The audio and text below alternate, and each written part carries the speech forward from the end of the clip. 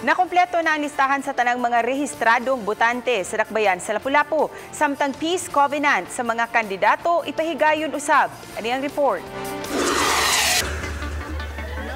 Mukapin sa 200,000 ka mga botante ang gikirakdang mobutar sa maabot ng eleksyon sa dakbayan sa Lapu-Lapu.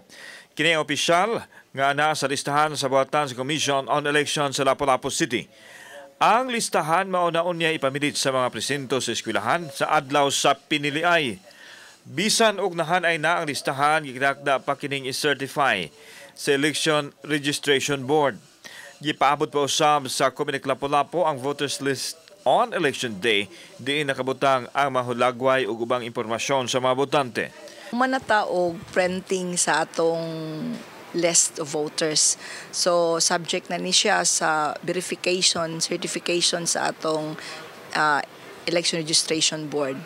So kompleto na? Yes, printed na siya tananlan. Samtang ipaniguro sa Comelec ang hapsay ug malinaw nga eleksyon. Hinoon, bisan og walay natala nga mga election violence sa Lapu-Lapu City, gikirakdang mopahigayon og peace covenant signing sa tanang mga kandidato. Panguluhan kini sa Philippine National Police o sa Commission on Election.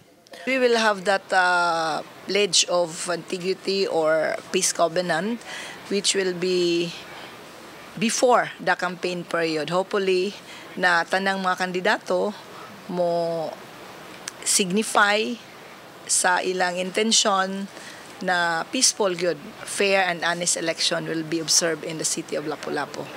Uban ni Rinanti Quiñones, ako si Alan Domingo. Balitang Bisdak.